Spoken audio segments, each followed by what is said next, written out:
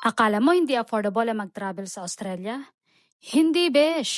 May travel hacks ako para sa'yo and how I explored Melbourne on a budget. At may mga free spots pa. Dito pala kami nag-check-in sa Ibis Budget Melbourne CBD. Simple, malinis, at super lapit sa lahat. Nasa free tram zone pala yung hotel. Pwede kang mag-ikot sa buong CBD, libre ang sakay, tipid na sa transpo, perfect pa para sa mga first-timer. At alam nyo ba, ang daming mga free tourist spots around the CBD area. Andyan ang Queen Victoria Market na napaka-lively at napakaraming food stalls at food choices. Marami din mga bilihan ng mga pasalubong. Next, ang State Library of Victoria. Free entry siya at sobrang aesthetic ng loob. Akala mo nga para kang nasa museum at hindi nasa loob ng library.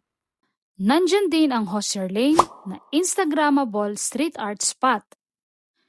Pwede nyo rin puntahan ang St. Paul Cathedral for prayer or quiet time. Last but not the least, ang Flinders Street Station. Ito ang iconic landmark ng Melbourne na pang postcard ang vibes. So ano pang hinihintay mo? Book your tours and tickets in advance sa Klook. Mas mura na, no lines at minsan may exclusive discounts pa. Ito pa ang bonus hack. Maglakad-lakad ka lang, ang daming hidden laneways, cafes, at street performers. Walang gastos, pero full experience. So kung gusto mo rin mag-Melbourne trip na tipid pero sulit, gamitin mo lang ang Klook code ko para may discount ka kagad sa booking mo. Sabi nga nila, travel smart, not expensive.